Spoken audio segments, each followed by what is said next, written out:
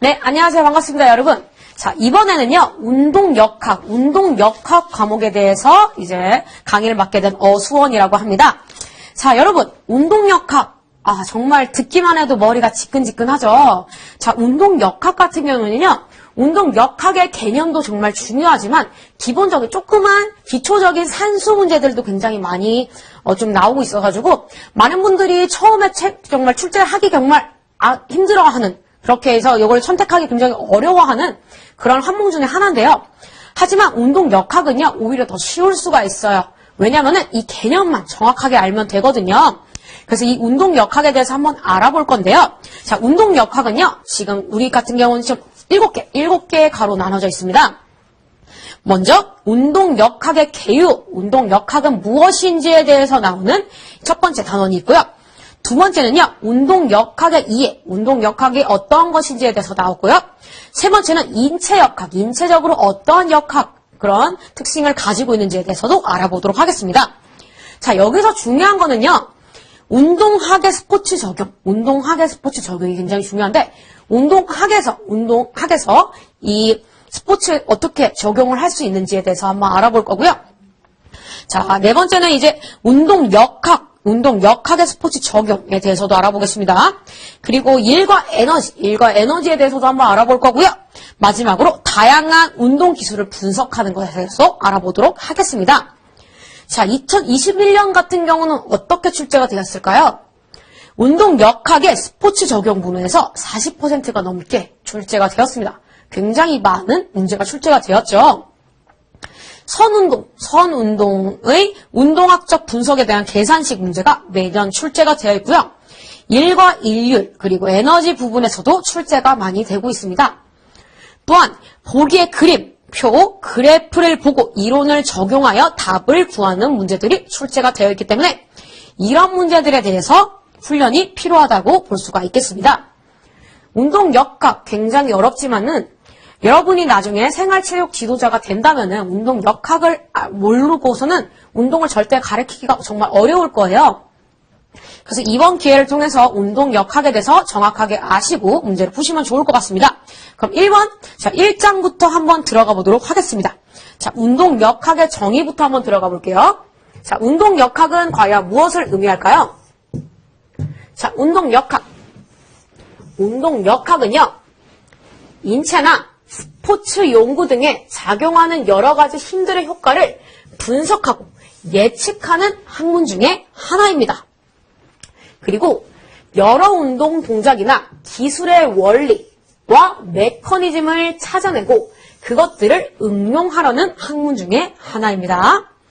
세 번째, 인체를 물체로 간주하고 자연과학적인 원리나 개념을 이용해서 인간의 운동을 설명하고 이해하는 학문이 바로 운동역학이라고 할 수가 있어요.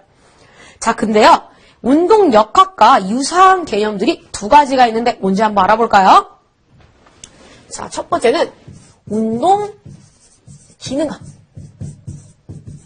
운동기능학이라는 게 있어요. 그게 뭘까요? 키네지올로지라고 하거든요. 키네지올로지, 이렇게 운동기능학은요, 인체 운동의 효율성 제고를 목표로 하는 학문입니다. 그래서 조금 다른 그런 학문이라고 볼 수 있고요. 두 번째는요, 생체역학. 생체역학인데, 바이오 메카닉이라고도 설명을 합니다. 자, 생체역학이란 뭐냐? 자, 역학의 제원리가 생물체에 적용된 학문을 바로 생체역학이라고 하거든요. 자, 그래서 운동역학과 약간 유사하긴 하지만 좀 다르다는 거, 운동기능학과 생체역학 이 두 가지가 다르다는 거 여러분 꼭 기억하시고 넘어가시면 좋을 것 같습니다. 자, 여기서 조금 더 자세하게 한번 들어가 볼게요. 자, 운동역학의 연구 영역에 대해서 한번 알아보도록 하겠습니다. 자, 정역학이 있고요. 동역학이 있는데요. 정역학을 무엇을 의미할까요? 인체에 작용되는 힘들 사이에 평형된 상태를 분석, 휴식 상태나 일정한 속도의 움직임을 하는 것이 바로 정역학, 가만히 있는 거, 정역학이라고 하죠. 그럼 움직일 동력학은 무엇을 의미할까요?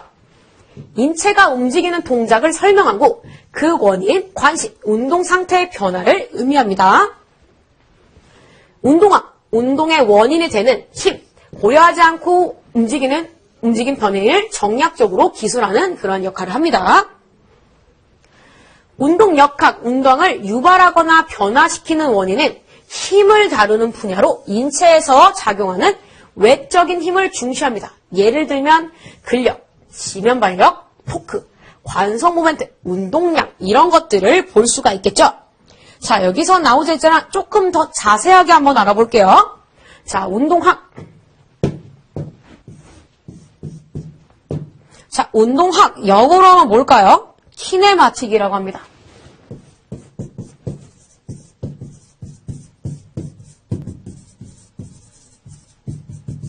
키네마틱 이렇게 하는데요. 키네마틱스 이렇게 하는데 이것은 위치, 속도, 각도, 각속도와 같은 운동 상태를 다루는 분야입니다. 그러니까 위치, 속도, 각도, 각속도 이런 거와 같은 운동 상태를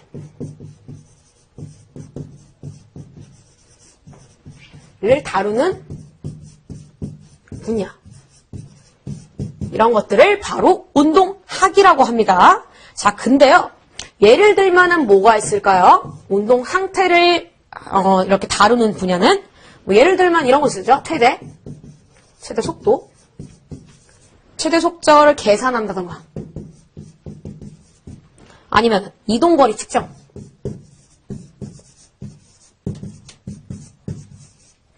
또 발목 관절의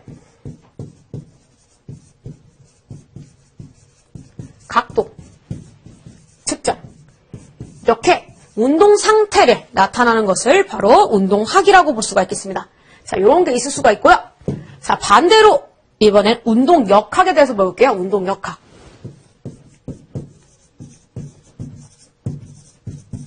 영어로 하면 뭘까요? 키네틱스입니다. 운동역학이란요. 운동학과 조금 다르게요. 힘을 다루는 분야로 힘이 들어가게 됩니다. 그래서 근력, 지면 발력, 관성 모멘트, 운동량, 충격량, 마찰력, 양력, 지면 발력 측정, 무릎 관절 모멘트, 압력의 크기, 근활성도 측정 이렇게 힘이 들어가는 분야를 말할 수가 있습니다. 그래서 근력, 지면 발력 뭐 이런 것도 있고요. 운동량, 충격량,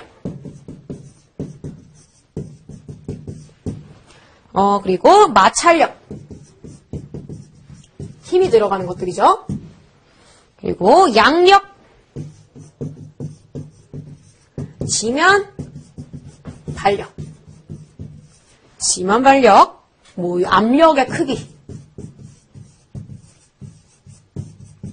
자, 이렇게 힘이 들어가는 것을 바로 운동역학이라고 합니다. 자, 이 차이점에 대해서 좀 아시겠나요? 자, 운동학 같은 경우는 이제 공간이나 시간